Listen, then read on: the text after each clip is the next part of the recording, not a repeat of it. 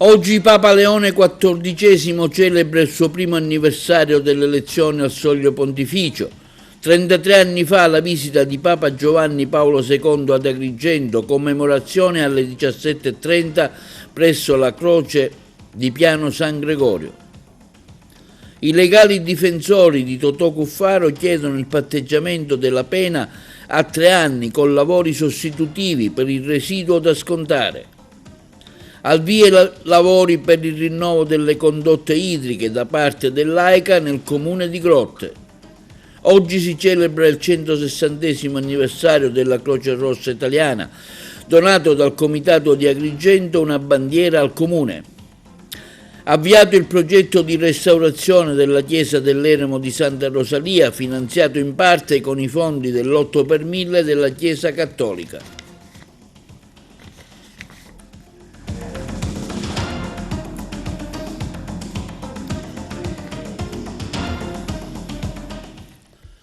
Buongiorno, benvenuti con un nuovo appuntamento di TV Notizie di oggi, 8 maggio, venerdì. Papa Leone XIV celebra l'8 maggio, oggi, il primo anniversario dell'elezione al soglio pontificio, il nostro servizio. Papa Leone XIV celebra oggi, 8 maggio, il primo anniversario dell'elezione al soglio pietrino. 12 mesi scanditi da udienze, incontri, messaggi, da due grandi viaggi in Medio Oriente, in Africa, dal concistoro con il Collegio dei Cardinali, dai ritocchi e rinnovamenti nella Curia Romana, da un impegno per la pace declinato in vigorosi appelli e in un lavoro diplomatico dietro le quinte. Il primo Habemus Papam l'8 maggio del 2025 lo aveva annunciato la folla con un straripante boato, elevato dalla piazza al primo rivolo di fumo bianco, dal comignolo della Cappella Sistina. Poi l'annuncio del cardinale protodiacono alle ore 19:12, Robertum Franciscum. Infine l'apparizione delle pesanti tende di velluto dalla loggia delle benedizioni. Alle ore 19:23, mozzetta rossa, mani giunte, un sorriso appena accennato, gli occhi umidi per la commozione. Robert Francis Prevost è il 260° successore di Pietro Leone XIV. Al crepuscolo di quel giorno, 12 mesi fa, la storia bimillenaria della Chiesa ha iniziato un nuovo capitolo con l'elezione del nuovo pontefice, scelto in un rapido conclave composto da 133 cardinali, il primo Papa degli Stati Uniti, nato 69 anni prima a Chicago dall'animo peruviano, dopo oltre 22 anni trascorsi nel paese latinoamericano, un figlio di Sant'Agostino, proveniente dall'ordine agostiniano di cui per 2 mandati è stato priore generale, un papa dalle radici miste, esperto di matematica come delle lingue e del diritto canonico, parroco e vescovo tra le strade polverose di Culucanas, Trujillo e Chicao, e cardinale prefetto del dicastero per i vescovi, un pontefice dal background variegato che ha parlato al mondo nella sua prima apparizione in italiano, spagnolo e latino, leggendo un testo scritto di suo pugno in cui per 10 volte ricorreva la parola pace. E oggi, primo anniversario dell'elezione di Papa Leone XIV, è intervenuto anche il cardinale Baldo Reina, vicario del Papa per la diocesi di Roma. In comunione con tutto il popolo santo di Dio che vive in Roma, oggi ci stringiamo intorno al nostro vescovo Papa Leone XIV per dirgli il nostro affetto e assicurargli la nostra preghiera a distanza di 1 anno dalla sua elezione a pontefice. Egli è tra noi immagine del buon pastore, che si fa carico delle gioie e delle speranze del gregge a lui affidato, che annuncia la pace e la misericordia, che rende presente il Vangelo dell'amore e che semina a piene mani la speranza. Papa Leone XIV visiterà l'isola di Lampedusa il prossimo 4 luglio. E sempre oggi, 8 maggio, ricorre il 33° anniversario della storica visita di Giovanni Paolo II ad Agrigento, avvenuta tra l'8 e il 9 maggio del 1993, durante la quale il pontefice pronunciò il suo celebre e potente grido contro la mafia nella Valle dei Templi. In occasione di questa ricorrenza, la parrocchia Santa Rosa da Viterbo, diretta da Don Luca Camilleri, che porterà anche il suo saluto, organizza un incontro commemorativo presso Piano San Gregorio, luogo simbolo di quella visita, a partire dalle ore 17:30. L'iniziativa prevede un momento di riflessione dal titolo «Cosa è cambiato dal grido di San Giovanni Paolo II?», per analizzare l'impatto di quel discorso a distanza di oltre 3 decenni. È prevista la partecipazione di autorità civili e religiose, tra cui il presidente del Tribunale di Agrigento, Giuseppe Milisenda Giambertoni, per discutere dell'evoluzione della lotta alla criminalità organizzata, del senatore Salvatore Sallemi, componente della Commissione parlamentare antimafia. Quindi, a conclusione, la Santa Messa con la solenne celebrazione eucaristica presieduta dall'arcivescovo Monsignor Alessandro Damiano.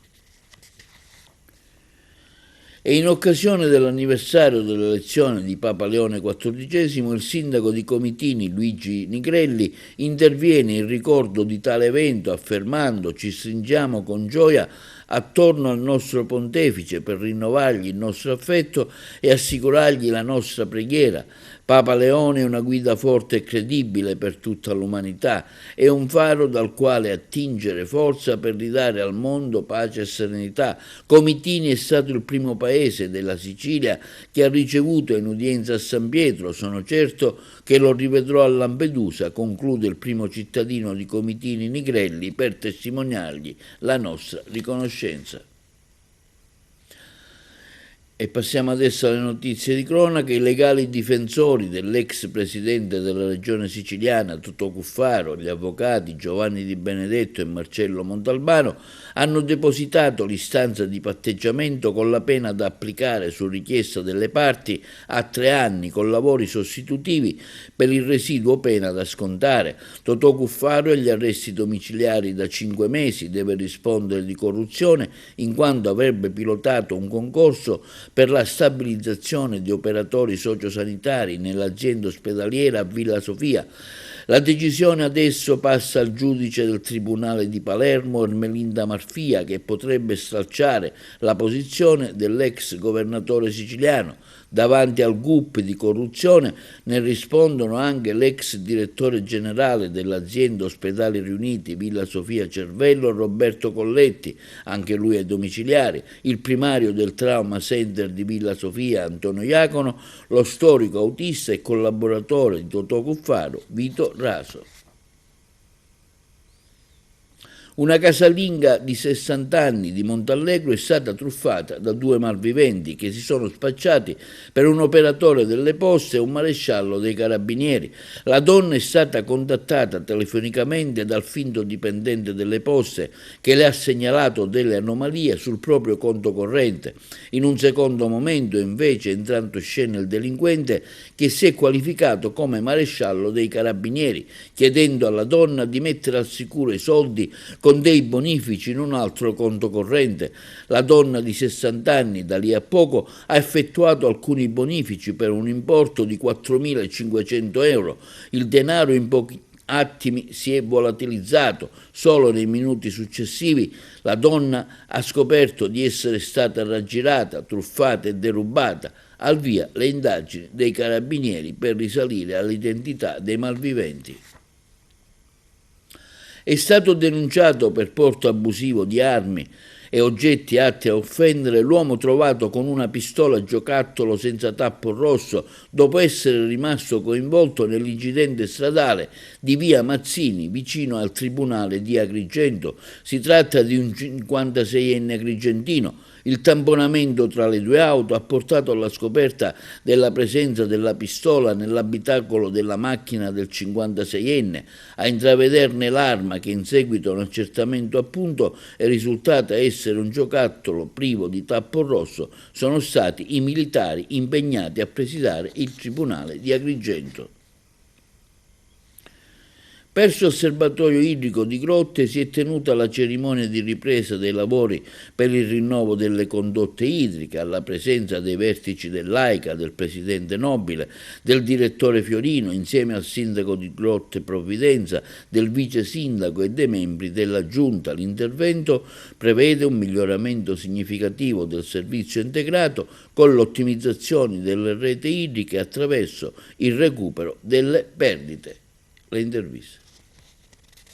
Siamo oggi qui, è un giorno molto importante perché riprendono i lavori, non formalmente ma di fatto iniziano proprio i lavori e riprendono i lavori già che erano stati interrotti, i lavori relativi a un progetto molto ampio che riguarda la realizzazione di 13 reti idriche, il rifacimento di 13 reti idriche, la realizzazione di un sistema di monitoraggio e controllo di tutte le reti del Lati, un progetto che si era interrotto perché finanziato dal Ministero, iniziato nel 2023 e che non si è concluso entro l'anno.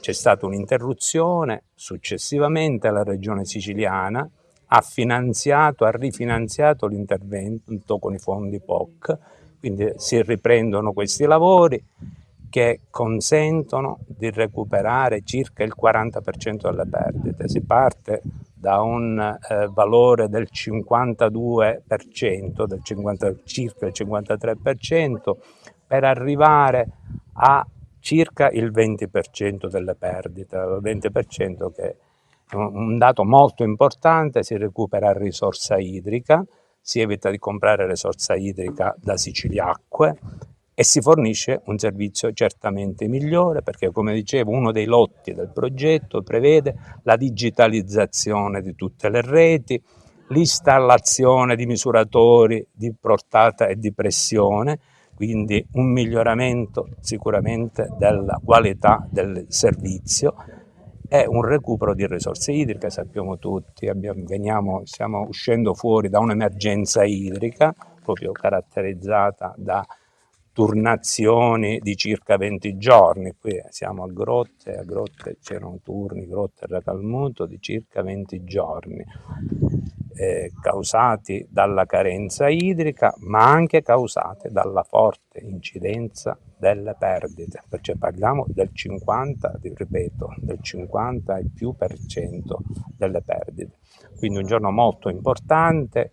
Si devono completare i lavori entro il 2026, entro la fine del 2026. Questo è un paletto importante che prevede il decreto di finanziamento di tutti questi progetti.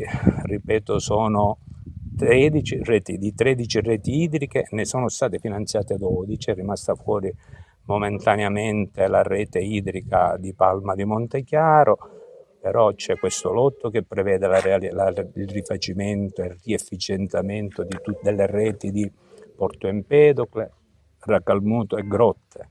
Poi abbiamo un altro lotto che è stato quasi interamente realizzato, il rifacimento della rete di Villafranca Sicula, un altro lotto la rete idrica di Rafanusa e un altro lotto che prevede 6 reti idriche: Montevago, Montallegro, Lucca Sicula, San Giovanni Gemini, Campobello di Licata e altre reti. In tutto, ripeto, sono 12 reti che con la rete idrica di Agrigento vanno a completare questo quadro.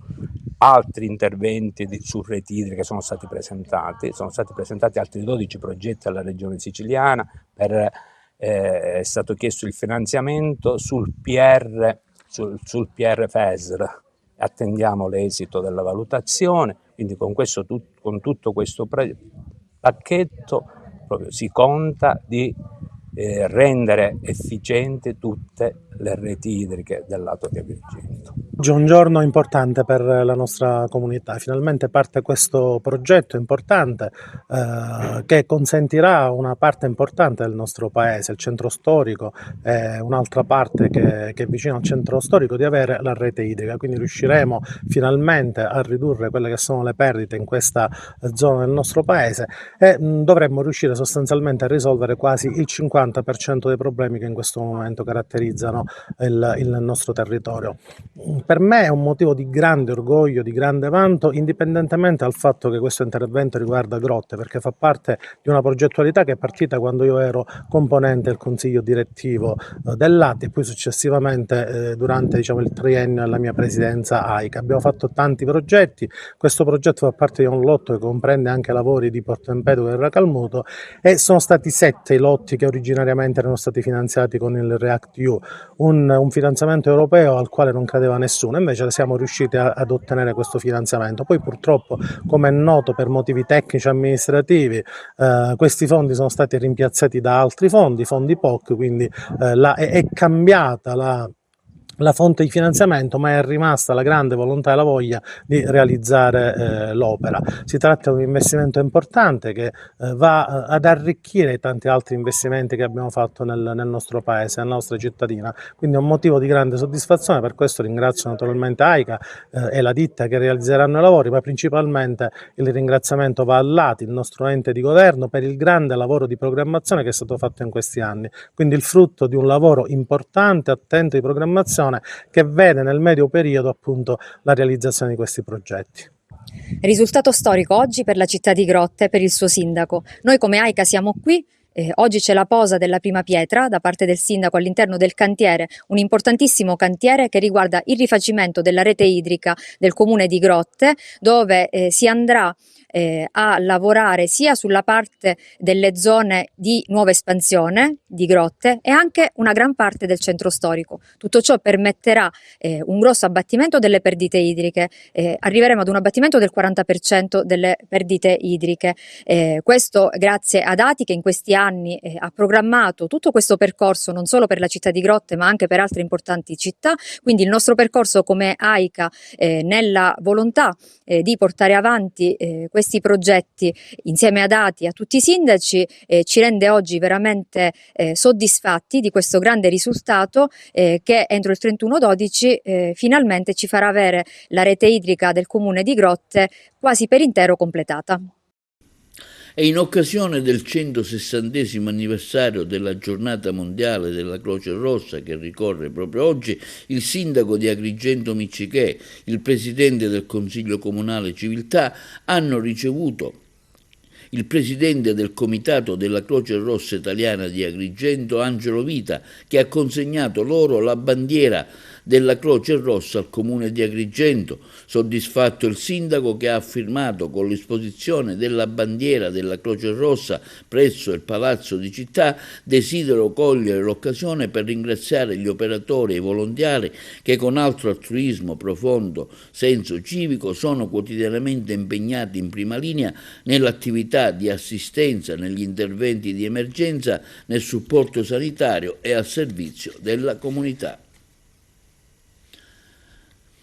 E l'Azione Cattolica Italiana, Arcidiocesi di Agrigento, promuove un incontro di riflessione e approfondimento dedicato alla figura di Vittorio Bachelet, dal titolo Vittorio Bachelet, un seme di speranza nel solco della democrazia.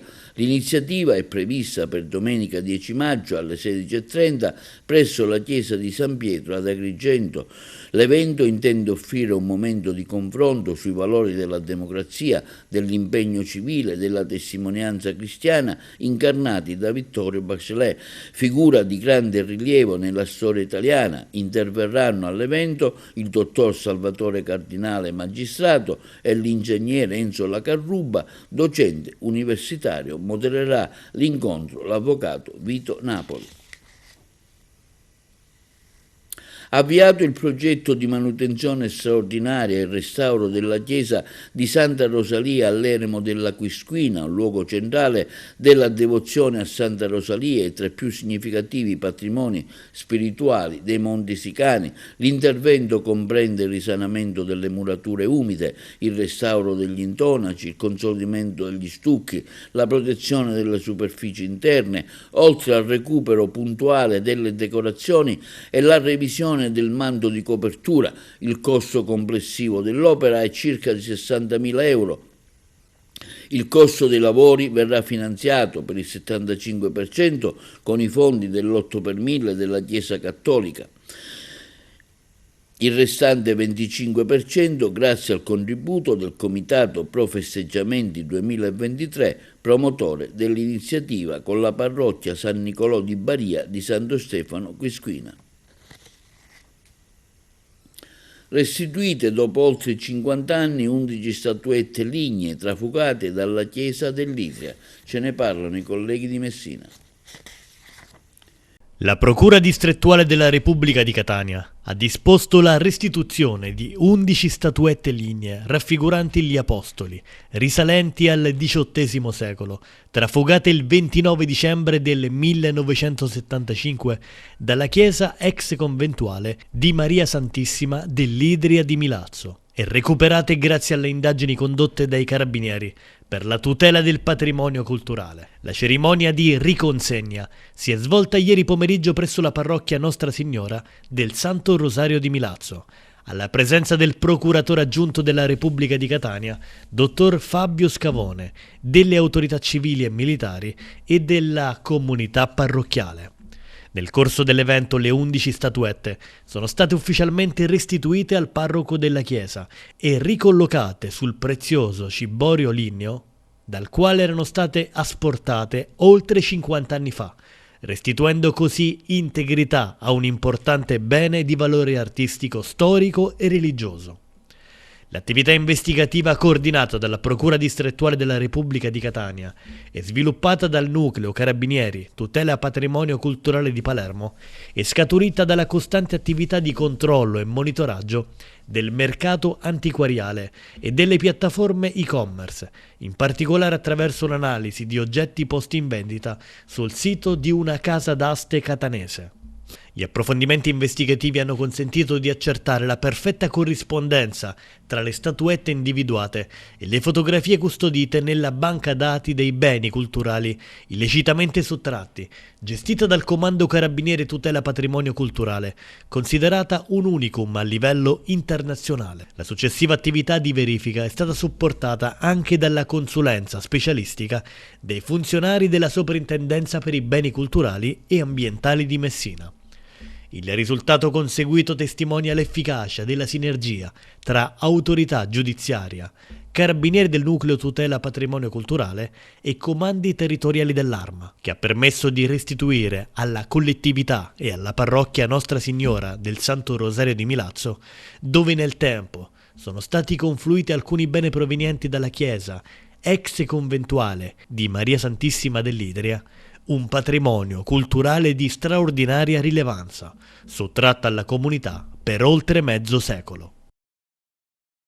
Missione Sicurezza attende al web, al Cinema de Seta, la presentazione pubblica del volume a fumetti realizzato dalla Polizia di Stato, dall'Accademia delle Belle Arti e Scuole Palermitane, i colleghi di Palermo. Stiamo presentando un libro, noi Polizia di Stato, con l'Accademia di Belle Arti di Palermo, che abbiamo realizzato insieme agli studenti di alcune scuole palermitane che hanno pensato delle storie dopo che abbiamo avuto un incontro sull'educazione digitale e sui pericoli del web. Queste storie poi sono state illustrate in alcuni fumetti dagli studenti della scuola di fumetto dell'Accademia di Belle Arti di Palermo. Quindi questa è un'iniziativa di prevenzione che è partecipata tra studenti, accademia, e quindi anche ragazzi, giovani adulti e la Polizia di Stato. Ecco, i vostri incontri alle scuole sono sempre più frequenti. Sì, come Polizia di Stato crediamo tantissimo alla prevenzione, tanto quanto ovviamente all'attività di repressione del reato che facciamo con la magistratura come Polizia giudiziaria. Però notiamo che un'opera di prevenzione è ancora più efficace perché fa sì appunto che un reato non venga realizzato. Il progetto è un progetto corale che ha coinvolto diversi istituti, diverse scuole, l'Accademia di Belle Arti e in primis io sono appunto docente dell'Accademia di Belle Arti di Palermo. Quindi c'è stata questa collaborazione tra l'Accademia di Belle Arti, la Polizia di Stato e diversi istituti del Palermitano. Diciamo che i ragazzi hanno accolto molto bene questo progetto, è stato fondamentale fare la prevenzione nelle scuole, da questa prevenzione nasce poi la creazione delle storie dei soggetti che gli studenti delle scuole hanno realizzato e che i ragazzi dell'Accademia di Belle Arti hanno sceneggiato per farle diventare delle tavole a fumetti. Allora, noi abbiamo riadattato le storie di questi ragazzini. Praticamente siamo riusciti a riscrivere comunque sull'ingenuità e sulla comicità con la quale loro vedevano diversi avvenimenti, ovviamente anche tragici alcuni, altri invece molto più comici. Nel mio caso specifico ho disegnato una storia in cui un ragazzo veniva truffato online comprando una giacca in un sito che non era raccomandabile. La storia si manteneva comunque con dei toni molto leggeri e noi non abbiamo voluto eliminare quella parte appunto ingenua dei bambini e quindi siamo riusciti a costruire questa storia sulla comicità effettiva, sulla facilità anche con cui questa persona si faceva truffare.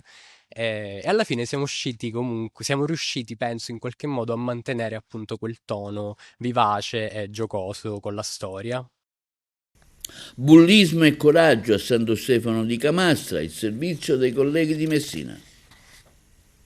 Non una semplice conferenza, ma un vero e proprio esercizio di introspezione collettiva. L'Istituto Tecnico Alberghiere Arcangelo Florena ha ospitato un evento di profondo spessore sociale promosso dai Lions Club Mistretta Nebrodi, focalizzato su una delle piaghe più insidiose della modernità, il bullismo. Il cuore del dibattito si è snodato attorno al binomio bullismo e coraggio. I relatori non si sono limitati a un'analisi teorica del fenomeno, ma hanno portato in dote racconti reali, sguarci di vita vissuta segnati dall'esclusione e dal dolore. Storie di giovani che hanno conosciuto l'abisso dell'isolamento, ma che, sorretti da reti familiari e scolastiche attente, hanno saputo trasformare quelle cicatrici in punti di forza. Questa narrazione della rinascita ha catturato l'attenzione degli studenti, offrendo loro un modello positivo, la dimostrazione che dal tunnel delle prevaricazioni si può uscire, diventando a propria volta fari di speranza per i coetanei. L'iniziativa ha visto il coinvolgimento attivo della platea, il dialogo diretto ha permesso ai ragazzi di porre domande e in alcuni casi di condividere riflessioni personali, trasformando l'aula in uno spazio sicuro di ascolto. È emersa con forza la necessità di sradicare l'indifferenza. Il coraggio è stato ribadito non è solo della vittima che denuncia, ma anche del testimone che decide di non voltarsi dall'altra parte. È fondamentale sensibilizzare i ragazzi sull'importanza del rispetto reciproco e dell'empatia. È stato il messaggio lanciato durante l'incontro. Rompere il silenzio è il primo passo per costruire una comunità scolastica realmente inclusiva. Con questo incontro il Lions Club International conferma la propria vocazione al servizio delle comunità locali e alla formazione civica delle nuove generazioni. L'intervento presso l'Istituto Florena si inserisce in una strategia più ampia di prevenzione del disagio giovanile, fornendo ai ragazzi strumenti concreti per affrontare le complessità emotive e relazionali della vita quotidiana. In un'epoca dominata spesso dalla virtualità dei rapporti, momenti di confronto faccia a faccia come questo lasciano il segno, ricordando che la cultura del rispetto e della legalità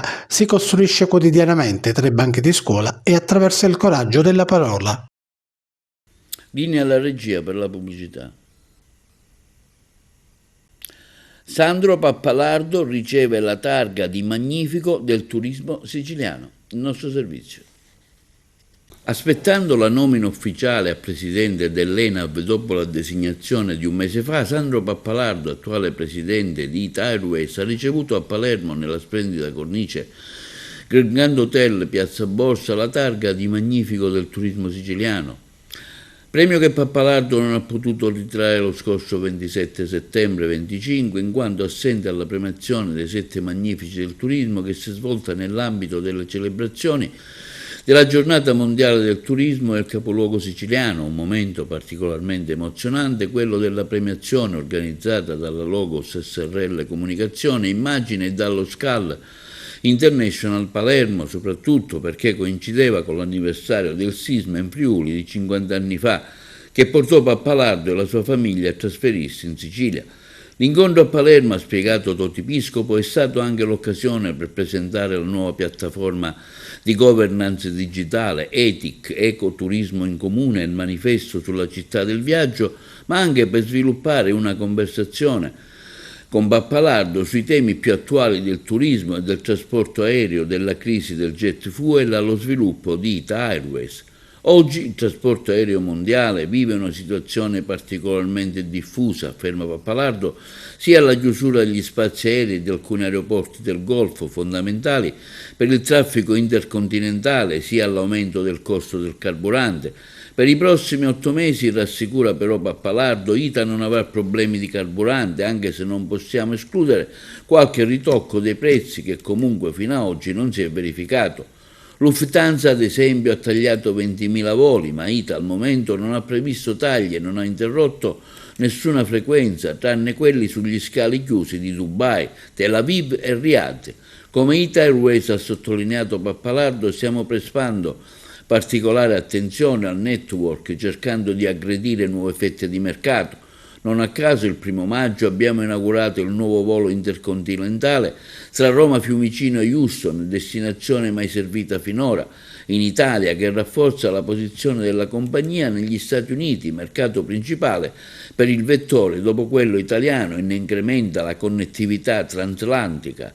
Houston infatti è la 9ª destinazione nordamericana, servita dopo New York, Boston, Miami, Los Angeles, San Francisco, Washington, Chicago e Toronto, ma le sorprese non finiscono qui, afferma Pappalardo, perché stiamo lavorando a una decina rotta verso gli USA che dovrebbe decollare già dalla prossima winter.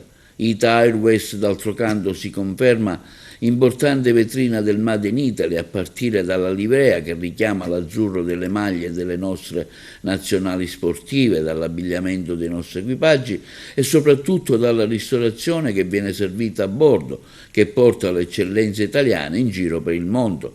La costante attenzione di Ita Airways sul network internazionale non significa abbandonare le rotte domestiche, anzi, in Sicilia, Palermo e Catania sono aeroporti strategici, ha ribadito Pappalardo, su cui registriamo una load factor strepitosa, e per questo dal 1° luglio inizieremo a volare anche dall'aeroporto di Trapani Birgi. Siamo sicuri che sarà un'altra tratta profittevole e utile per il nostro territorio. Inoltre torneranno i collegamenti stagionali con Lampedusa e Pantelleria, anche se come l'anno scorso stiamo lavorando con l'assessore regionale ai trasporti Alessandro Aricò per allungare la stagionalità dei voli. Davide Di Donatello all'attrice palermitana Aurora Quattrocchi come migliore attrice protagonista nel film Gioia mia di Margherita Spampinato. Hanno seguito per noi l'evento i colleghi di Palermo. Levati i piedi dal tavolino. Un ritorno, un messaggio che vuole testimoniare il ritorno dell'importanza alla lentezza, dove tutto ormai è velocissimo. E soprattutto che l'essere umano continua proprio energicamente a voler essere umano, perché a questo punto se gli tocchi determinate corde umane riesce a percepirle e a farsene un tesoro. Ecco, un rapporto conflittuale, no? Da Zia e nipote, perché diventa però un ponte importante. Da un rapporto conflittuale nasce un bellissimo rapporto di 2 persone lontane negli anni e anche per la loro cultura generazionale, ovviamente. Però, giustamente, come hai detto tu, è un rapporto di 2 persone umane che si vogliono riconoscere nel meraviglioso essere umano. Perché oggi non si sa più che esteri ci vogliono fare diventare. Ecco, e non abbiamo questa polemica perché gli argomenti ce ne sarebbero davvero tanti. Non la voglio aprire. Un film che è già un successo, tanti riconoscimenti al Festival di Locarno, ma non solo, per lei e per la regista. Dappertutto. Con la grande passione e la grande bravura di Margherita siamo a cavallo. Stiamo andando in tutto il mondo, trottando. E in tutto il mondo andrete, perché siete stati in India, insomma, e ancora c'è tanto da esplorare in tutto il mondo. In India, in Brasile, in Grecia, in Spagna, in Francia. Qual è la forza di questo film? La bellezza dell'essere umano che riesce, nonostante tutte le scafazzate che gli hanno fatto subire in questi ultimi anni, riesce ancora ad essere toccato nelle sue corde più sensibili e più delicate. Non ho mai parlato con nessuno. Solo con me? Solo con te. E questo è tutto per l'edizione odierna di TV Notizie. Vi ricordiamo che i nostri programmi si possono vedere in tutta Italia sul canale 268 del digitale terrestre, in streaming sul sito www.televideoagrigento.tv e il telegiornale sul canale 93 di Video Sicilia alle 15 alle 20 e replica la mattina alle 9. I nostri servizi si possono visionare sul canale YouTube di TVA Televideo Agrigento. E questo è tutto per oggi e vi auguriamo una buona serata.